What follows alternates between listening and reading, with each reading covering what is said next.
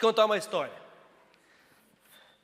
Imagine um alpinista, imagine comigo aí, um alpinista numa montanha que é desafiadora, uma montanha muito difícil de escalar. E no meio da subida, ele escorrega e acaba preso pela sua corda numa posição um tanto quanto perigosa. Suspenso então no vazio, sem força para puxar pela corda para voltar ao topo ou para arrumar um ponto de apoio, ele fica então pendurado, sem ter o que fazer. O frio aumenta, ele não tem como se salvar, ele não tem forças em si mesmo para se salvar. O frio aumenta e a esperança vai diminuindo conforme o tempo passa. Ele perde a sensibilidade primeiro nos dedos, nas mãos, nos pés, e vai perdendo a sensibilidade. E quando ele está quase desfalecendo, de repente ele ouve uma voz no topo da montanha. E essa voz é de um guia experiente, alguém que conhece cada detalhe do percurso dessa montanha e tem as ferramentas necessárias para resgatar esse homem. O guia então lhe promete: eu vou te tirar daí, mas você precisa confiar em mim. Eu vou te tirar daí, mas você precisa confiar em mim. O alpinista então, sem outra opção, escolhe acreditar.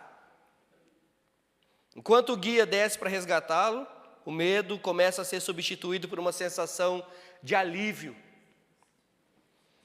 Ele sabe que não pode se salvar sozinho, mas ele confia na promessa do guia, porque é a única coisa que o mantém seguro naquele momento.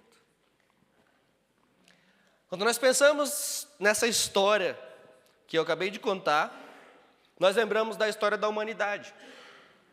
A história da humanidade começou com um paraíso perfeito, com um plano perfeito, assim que talvez como esse alpinista começou com o plano perfeito, todas as estratégias traçadas, mas a coisa não aconteceu muito bem, né? Então, quando nós pensamos na história da humanidade, começou tudo perfeito, mas foi manchada pela desobediência do primeiro casal. O pecado, então, ele trouxe vergonha, como nos diz Gênesis capítulo 3, verso 7. Ele trouxe medo, como nos diz Gênesis 3, 10. E revelou, então, o impacto da desobediência sobre a comunhão com Deus. Desde o Éden, a humanidade busca se esconder de Deus. A verdade é que nós sempre, se não estamos em Cristo Jesus, nós, homens e mulheres, carentes da graça de Deus, ao invés de querer buscá-lo, nós nos escondemos, porque o que na verdade nós temos é culpa. Nós sentimos culpa. Então a humanidade, ela se esconde de Deus. Mas Deus, nesse momento mais sombrio, Ele, em sua graça, sempre toma a iniciativa. É Ele quem toma a iniciativa de restaurar essa relação. No momento mais sombrio, Deus, em sua graça, fez a primeira promessa de redenção. No Natal, nós celebramos então o cumprimento dessa promessa feita em Gênesis 3:15, que nós vamos ler hoje. O Deus Filho veio ao mundo como descendente da mulher para esmagar a cabeça da serpente e inaugurar um novo tempo de esperança para a humanidade. Amém. Amém. Vamos então ler Gênesis 3:15. Gênesis 3:15, só o 15 por enquanto. Diz assim: porém inimizade entre você e a mulher, entre a sua descendência e a descendência dela, que ferirá a sua cabeça e você lhe ferirá o calcanhar. Deus aqui está num diálogo com Satanás, representado pela serpente. Você já parou para pensar que Deus trouxe esperança no momento em que a humanidade mais precisava de juízo? Ali foi um momento onde Deus poderia ter acabado com tudo.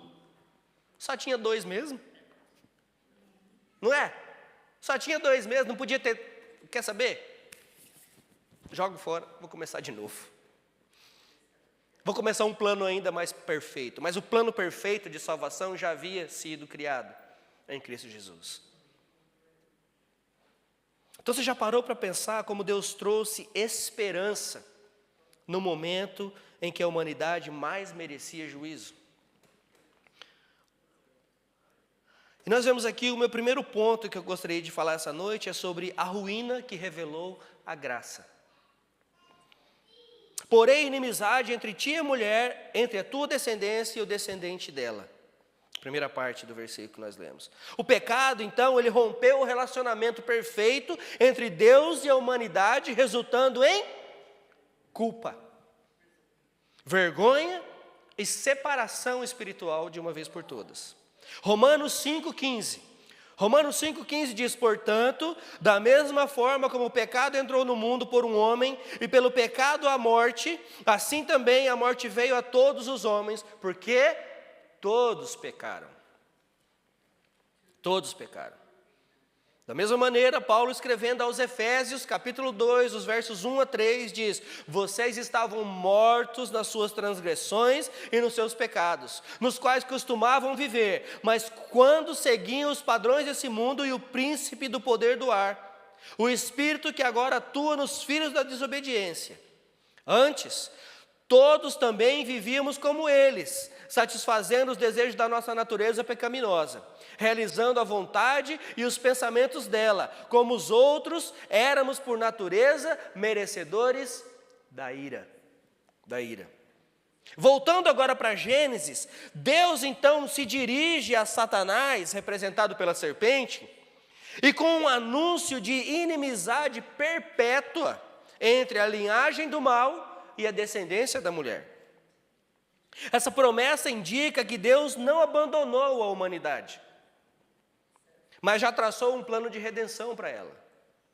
Notemos aqui o verso 14, que antecede esse verso que nós lemos, claro, o verso 14 diz, então o Senhor Deus declarou à serpente, por ter feito isso, maldita é você entre todos os animais de rebanho e entre todos os animais do campo. Você rastejará sobre o seu ventre e comerá o pó todos os dias da sua vida. Porém, inimizade entre você e a mulher, entre a sua descendência e a descendência dela, que ferirá a sua cabeça e você lhe ferirá o calcanhar. Deus, ele amaldiçoa a serpente, ele dá uma sentença de destruição para Satanás, e depois vira-se para Adão e para Eva, e lhe fala das consequências do seu pecado. Mas ele também já aponta para a redenção em Cristo Jesus. Olha isso. Irmãos, notem aqui, a iniciativa é sempre de Deus. Desde o Éden, ele buscou Adão e Eva, assim como Cristo veio para buscar os perdidos. A iniciativa é sempre dele. O juízo de Deus é justo. Assim como Romanos 6,23 enfatiza, pois o salário do pecado é a morte, mas o dom gratuito de Deus é a vida eterna em Cristo Jesus, nosso Senhor. Então, apesar da severidade do juízo, a graça de Deus brilha ainda mais intensamente ao anunciar que viria aquele que esmagaria a cabeça da serpente. Mesmo em nosso pecado, nós podemos reconhecer esse Deus que vem a nós com uma mensagem de esperança por meio de Cristo Jesus. E isso me leva para o meu segundo ponto. O primeiro ponto é a ruína que revela a graça. O meu segundo ponto é a identidade do descendente prometido. Irmãos, Natal não é só Papai Noel e árvore, não. Natal é tempo de celebrarmos o Redentor, o Salvador do mundo. Ah, mas 25 de dezembro é só uma data comercial. I don't care. Não me importa. O que me importa é que o Salvador do mundo nasceu. O que me importa é que Ele veio para salvar, Ele veio para buscar aqueles que estão perdidos. Não importa, não me entenda mal, claro que importa, mas o que eu quero dizer é que não importa se foi em dezembro, se foi em abril, o que interessa para mim é que ele veio. É claro que importa a gente saber quando foi realmente, como foi realmente, isso na teologia é importante. Mas o que eu estou querendo dizer é que o que importa de verdade é que ele veio. E que ele morreu pelos nossos pecados na cruz do Calvário. Então a identidade desse descendente também aqui, nós podemos ver isso.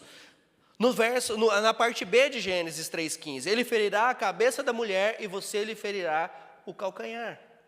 O descendente da mulher aponta para Jesus Cristo, que na cruz derrotou Satanás de forma definitiva. Irmãos, já disse várias vezes e repito, Satanás ele não vai ser derrotado, ele já foi derrotado na cruz. Jesus derrotou a morte, derrotou Satanás de uma vez por todas. Jesus já venceu o pecado de uma vez por todas. Às vezes nós agimos e pensamos como se Jesus fosse vir aos 47 do segundo tempo, igual o Corinthians jogando em Itaquera, e faz um gol resvalando na canela. Não vai ser assim. Não foi assim. Jesus derrotou Satanás na cruz do Calvário de uma vez por todas. O descendente da mulher então aponta para Jesus. O descendente prometido em Gênesis 15, ele é traçado por toda a Bíblia, mostrando como Deus fielmente preserva a sua aliança. Em Abraão, Deus promete que a sua descendência a abençoará todas as nações. Gênesis 22, 18. A linhagem, então, é confirmada em Davi, 2 Samuel, capítulo 7, principalmente. Culminando, então, em Cristo Jesus, segundo a genealogia de Jesus, em Mateus 1, de 1 a 16. A ferida no calcanhar refere-se ao sofrimento e à morte de Cristo. Mas a ferida na cabeça da serpente simboliza a vitória final, a ressurreição de Cristo Jesus. Deste momento, toda a Escritura revela essa progressão da promessa até a sua realização em Cristo Jesus.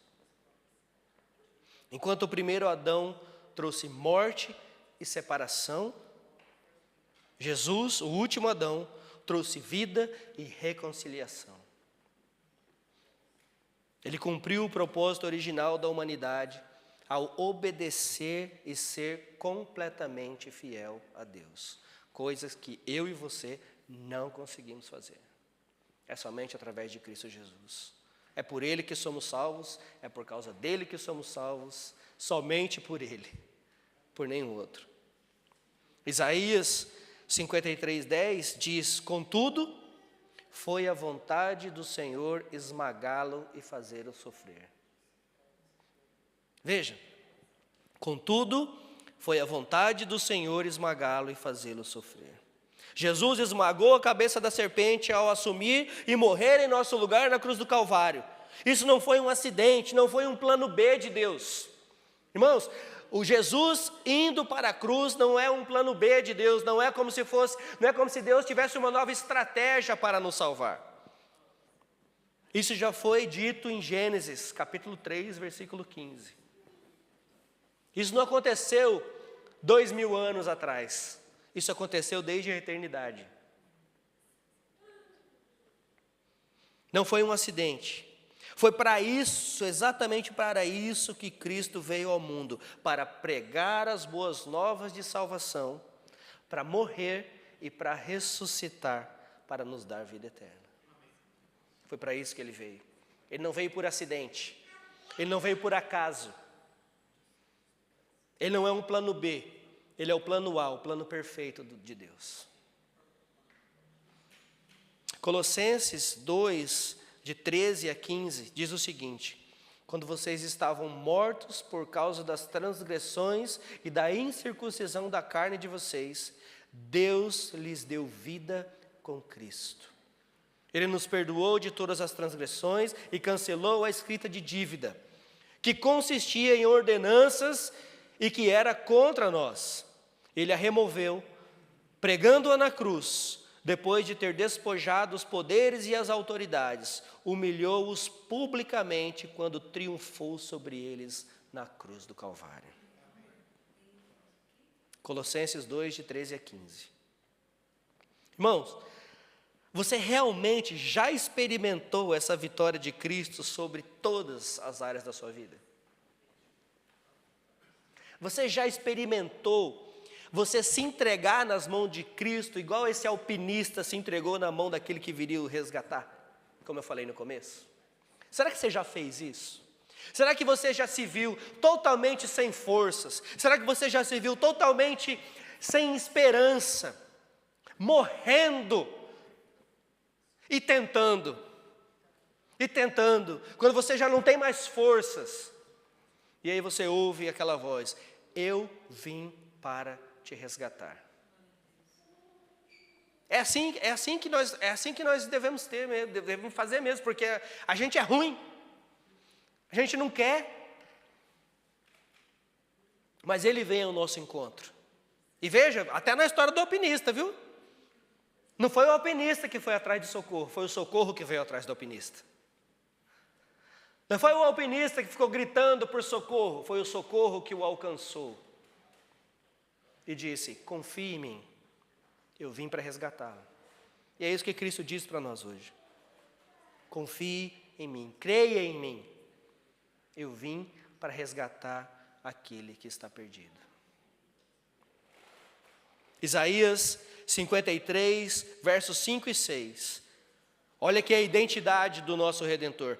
Mas ele foi traspassado por causa das nossas transgressões, foi esmagado por causa de nossas iniquidades. O castigo que nos trouxe a paz estava sobre ele, e por suas feridas fomos sarados. Esse texto demonstra como o Messias suportaria o sofrimento por causa ou pela nossa salvação, cumprindo então a promessa. Deus, por causa do pecado, causou sofrimento temporário a Cristo, mas o impacto da cruz foi definitivo contra o reino das trevas, eterno. A ressurreição de Jesus prova que a vitória foi e é e será para sempre completa. Não existe outro Messias, não existe outro Jesus, não existirá outra crucificação, assim como não existirá outra ressurreição nesse sentido. O Senhor Jesus está vivo e assentado à direita do Pai, e virá buscar a sua igreja. Irmãos, eu quero chamar a atenção para vocês aqui, porque não existe uma segunda interpretação sobre aquele que viria. O que seria a semente da mulher, que esmagaria a cabeça da serpente? Esse é, senão, o Messias, é o Senhor Jesus Cristo, que já veio. Ele já veio. Ele é o Messias prometido. Não busque em outro lugar, não busque em outra pessoa as respostas que podem somente ser encontradas em Cristo. Tem gente que procura cartomante, macumba, xícara de café, bruxaria, espiritismo. Para quê? Para encontrar paz que excede todo o entendimento. Essa paz você só encontra em Cristo Jesus. Você só encontra em Cristo Jesus. Não busque em outro lugar. Não busque salvação em outro lugar, senão em Cristo. Não busque paz, senão em Cristo, porque essa paz que você tanto procura é encontrada em Cristo Jesus. Em Cristo Jesus nós temos paz com Deus, paz comigo mesmo e paz com os outros. E isso nos leva para o meu terceiro ponto. A esperança no meio do juízo. Porém, inimizade, diz o texto. Mesmo enquanto pronunciava, veja isso, mesmo enquanto pronunciava o juízo sobre o pecado, Deus anunciou a esperança da redenção. Ele não disse: olha, vocês estão perdidos, mas eu tenho um plano B. Não foi assim. Enquanto ele anunciava o juízo sobre o pecado, Deus também anunciou esperança da redenção. A promessa de um Salvador demonstra a graça de Deus. Ele age em favor de um povo que não merece. Deus age a favor de um povo que não merece. O contexto de Gênesis 3 demonstra que Deus não age em resposta à humanidade humana, mas sim segundo a sua misericórdia. Na verdade, não só em Gênesis 3, mas em toda a Bíblia, em toda a história da humanidade, nós vemos que Deus ele não age em resposta à bondade humana. Porque se ele fosse agir de acordo com as nossas atitudes, se ele fosse agir de acordo com as nossas ações, adivinha onde é que a gente estava? Não. Ele age segundo a sua misericórdia, e isso se reflete em toda a Escritura. Tito 3,5 diz: Ele nos salvou não por causa dos nossos atos de justiça, mas devido à sua misericórdia. Essa esperança, ela não é apenas para Adão, não é apenas para Eva, mas ela é para toda a humanidade ao longo da história. A promessa em Gênesis 3,15 é um protótipo do Evangelho, ou dos Evangelhos. Mesmo no contexto de juízo, Deus aponta para a restauração que viria através de Cristo Jesus. Deus, ele demonstra o seu amor ao prover redenção antes mesmo da humanidade buscar por ela. Veja isso. Deus, ele é descrito como rico em misericórdia, segundo Efésios 2,4. E ele também é descrito como fiel às suas promessas, Salmo 145,13. Irmãos, Deus, ele trabalha através de Cristo, ou ele faz através de Cristo, ele traz a nós a redenção, mesmo quando nós não queremos, porque tudo provém dele, a iniciativa é sempre dele. A verdade é que se nós somos honestos, nós não queremos Deus. Nós não queremos a Cristo. Nós não queremos ser perdoados, porque primeiro nós não assumimos que somos culpados. Nós achamos que somos bons. Nós achamos que nós somos legais. Não, nós não somos. Deus, ele age desse jeito, rico em misericórdia e fiel às suas promessas. Deus, ele trabalha para trazer redenção, mesmo também nos nossos momentos mais difíceis. Você já passou por um momento difícil? Tem passado por um momento difícil? Sabe quem é que te dá o escape? Sabe quem é que grita do alto da montanha e fala: Ei, estou aqui, vou te salvar? Sabe quem é? É Ele mesmo. Só que tem uma segunda parte disso. Ei, eu estou aqui, eu vou te salvar. Mas você precisa crer em mim. Você precisa crer em mim. Você crê em mim? Você crê que eu posso te salvar?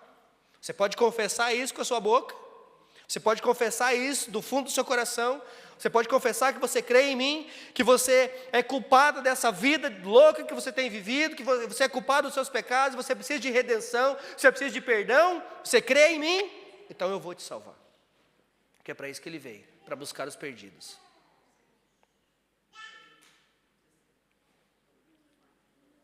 Gênesis 3,15 é a primeira declaração de que toda a história da humanidade está centrada no plano redentor de Deus para a humanidade, para todo aquele que crê.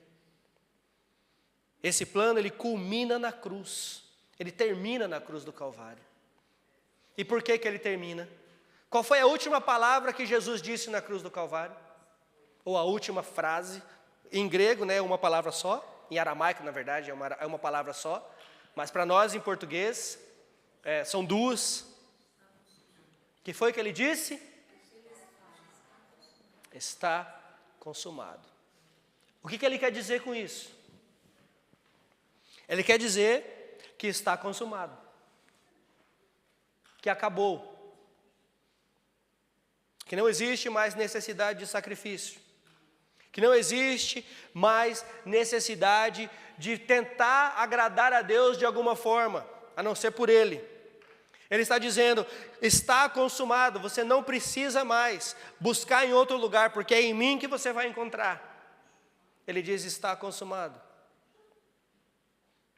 Essa obra redentora, ela culmina na cruz do Calvário. E isso então precisa nos dar esperança de que Deus continua operando ainda hoje. Você crê? Será que Deus parou de operar? Será que Deus parou de fazer há 2000 anos atrás? Será que foi só a primeira igreja, só foi Atos, só foram os 28, né? 28 capítulos de Atos que Deus atuou na história da igreja? Será que foi só esse período? Será que foi só na vida de Pedro, de Paulo, de João, de Tiago? Será que foi só ali que Deus atuou? Será que foi só ali que Deus fez? Será que foi só no cego de Jericó? Será que foi só na mulher do fluxo de sangue? Será que foi só na vida de Lázaro?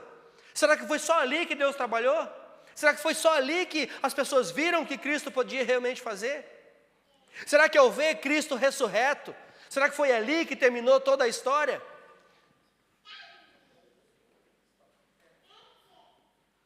Jesus, depois de passar 40 dias no seu corpo ressurreto, comendo com os discípulos, andando com ele, ensinando ainda mais, ele então agora está ascendendo ao Pai. Certo? E o que é que ele diz? Lembra? Lembra ou não? Ide e pregai o Evangelho.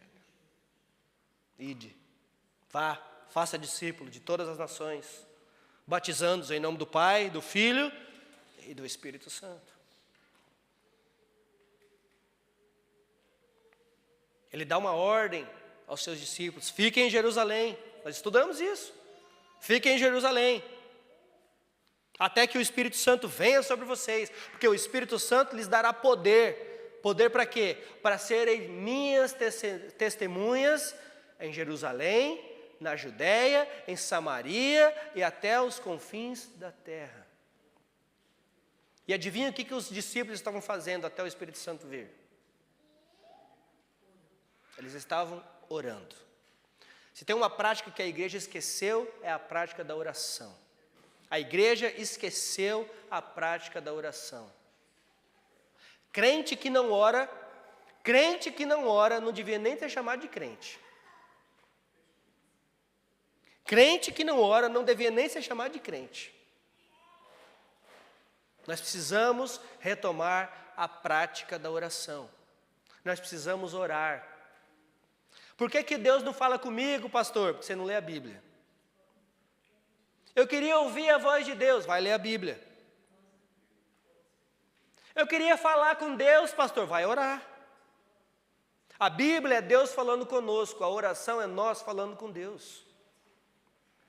Pastor, eu não consigo. Mas fazer uma, como é que é o nome? Que você faz na Netflix, você assiste o dia todo de coisa? Maratona. Mas maratonar na Netflix é maratona. Fica o dia inteirinho deitado assistindo. É, maratonar, você nunca viu não? Você é um pobre pecador. Nunca maratonou no Netflix, pastor Cléber?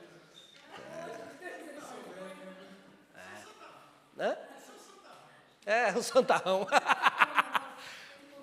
Senhora, mas, rapaz, pois é, a gente fala, eu estava falando isso com a minha esposa outro dia, veja. Eu brinquei com isso também uma vez com o irmão aqui da igreja. O nosso ponto hoje, nós vivemos num mundo imediatista, correto? Eu não estou saindo do assunto não, tá? Eu estou no assunto. Eu estou no assunto, que o assunto aqui é Cristo. Nós vivemos num mundo totalmente imediatista, nós queremos as coisas para ontem, né? Nós brincamos até, você clicou lá na página não abriu, em 2 segundos você fala, nossa, que carroça, vou trocar de computador. Você, no telefone, você abriu um vídeo do Instagram, não carregou em 1 milésimo de segundo, você já está reclamando. Você chamou um delivery do McDonald's, se não chegar em 10 minutos, você está bravo já. Era mais rápido fritar um ovo, mas você quer um McDonald's. Né, Marisa? Você fez uma compra na Amazon, você quer que chegue next day. Você paga por isso, afinal. É assim que funciona. Nós vivemos nesse mundo totalmente imediatista. E aí o problema é que nós trazemos isso para a nossa vida espiritual. E na nossa vida espiritual não é assim que funciona. Nós pedimos as coisas, nós oramos para Deus e queremos para ontem. Não é para amanhã, não, é para ontem. Só que nós também não queremos pagar o preço de sermos seguidores de Cristo. De descansar nessa promessa que Ele fez, de resgatar a humanidade, resgatar todo aquele que nele crê. Nós não queremos descansar nessa promessa, mas nós queremos, a verdade é que nós queremos as bênçãos de Deus, mas nós não buscamos o Deus das bênçãos. Essa é a verdade. Nós queremos que as pessoas mudem, mas nós não queremos mudar. Nós queremos que as pessoas façam, mas nós não queremos fazer. Nós queremos que a igreja cresça, mas nós não fazemos nada para isso. Por quê? Porque a culpa é sempre do outro. E aí, voltando na relação do tempo, a gente estava conversando outro dia, né? Falar assim, ai, não tenho tempo, eu não tenho tempo, eu não tenho tempo. Vou te falar uma coisa. Todo mundo, sem exceção, em qualquer lugar do mundo, tem 24 horas por dia e 7 dias da semana. Todo mundo tem. E você não trabalha mais que todo mundo. Você trabalha o tanto que você trabalha, certo? Tanto que te mandaram trabalhar. E aí você faz os seus afazeres. E aí você vai fazer as outras coisas. Tá? E qual é a hora que você para orar? Qual é o horário que você para orar? Qual é o horário que você para estudar a Bíblia? Eu tive um professor na universidade. Eu fiz universidade no período noturno. Na minha época, a gente trabalhava o dia todo e estudava à noite. Hoje em dia, quase não tem mais isso. A gente trabalhava o dia todo e estudava à noite. Saía de uma cidade, viajava para outra, 80 quilômetros, chegava às 7 horas da noite lá, para estudar até às 11, depois vinha embora para cá, chegar meia-noite e dormir 1 hora da manhã, e 5 horas da manhã outro dia estava acordado de novo, porque tinha que trabalhar. 4 anos nessa vida. Parecia um zumbi andando. É, isso aí mesmo, minha filha. Ri mesmo. Parecia um zumbi andando. Né? Magro que nem uma vareta. Né? Só tinha zóio e orelha. Magro. Né? Mas estou aqui para contar a história, estou vivo. Hoje em dia, menino estuda 2 horas a mais. Ai, meu Deus, vai morrer. É os meninos velhos, Nutella. É. Nutella, é. Docinho. A cara dela. Né? E aí, eu tinha um professor na faculdade, e ele ia lá e jogava um monte de trabalho para a gente fazer. Ó, tem que ler o livro tal, tem que estudar anatomia não sei das quantas, e não sei o quê, e papapá, porque depois da manhã tem exame. Eu falava, professor, 2 dias, você está doido? Não dá não. A gente trabalha o dia todo, chega aqui cansado, e falou, o que você faz de meia-noite às 5 da manhã? Vai estudar. Eu não pedi para você vir aqui não, você está aqui porque você quis. Ele está errado? Não, não está errado. Então você acha tempo, se você quiser, você acha tempo. Então, irmãos, que nós possamos passar tempo com a palavra de Deus. E vou voltar aqui para Gênesis 3,15, porque eu saí do assunto, mas não saí do assunto. Porque é exatamente isso, nós precisamos crer nessa promessa cumprida e precisamos viver essa promessa cumprida se estamos em Cristo Jesus, correto? Então nós temos tempo para tudo, mas para Ele nós não temos tempo. Nós pensamos em tudo, mas nele nós não pensamos. Nós fazemos assim como um alpinista. Nós traçamos os nossos planos, e aí quando tudo dá errado eu caio, estou lá morrendo de ponta cabeça, e aí tem que Jesus vir e falar, vem cá que eu te resgato. É assim que nós fazemos? É assim que nós traçamos os nossos planos? É assim que nós fazemos os nossos planos? É assim que a nossa vida, é assim que nós levamos a nossa vida? Se for, eu te digo, é bom que mude. Porque uma hora dá ruim. Uma hora vai dar ruim. Então, que nós possamos pensar, não só nessa época de Natal, pensar mais o tempo todo naquele que pode trazer luz de verdade para as nossas vidas, que é Cristo Jesus. Ele Esse tempo é um lembrete para nós que Deus cumpriu e tem cumprido a promessa feita na escuridão do Éden, trazendo luz, a luz de Cristo ao mundo, e Ele mesmo diz para nós: vocês que são meus discípulos, vocês também têm que ser luz no mundo. Creia nessa promessa cumprida em Cristo Jesus. Olhe ao seu redor e você conseguirá ver, enxergar as consequências do pecado na sua vida e ao redor do mundo.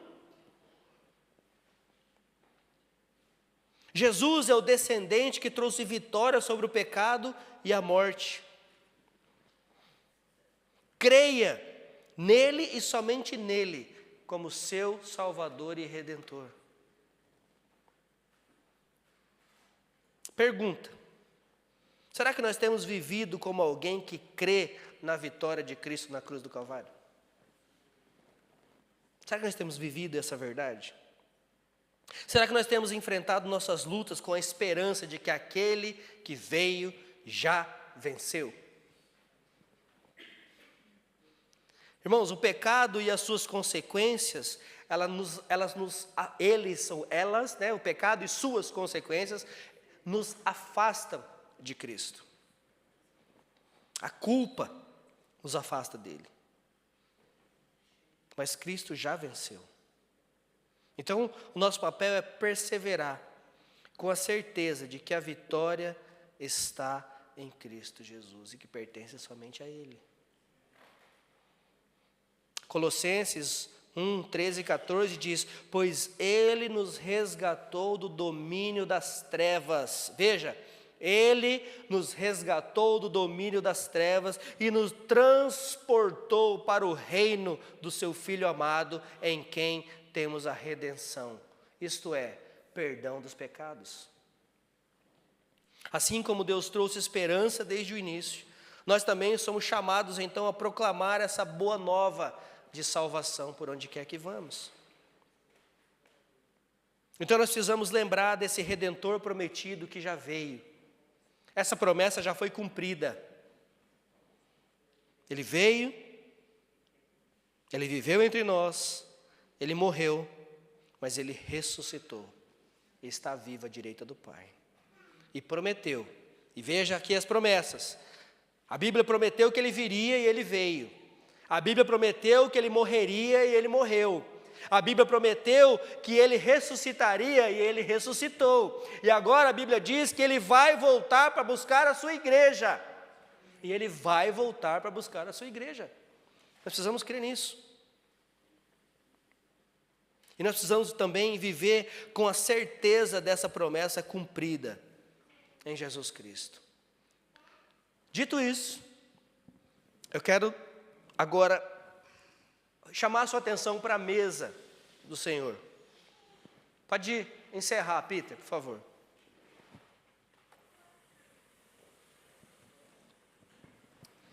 Chamando a atenção aqui para a mesa do Senhor. Nossa, olha, Carol.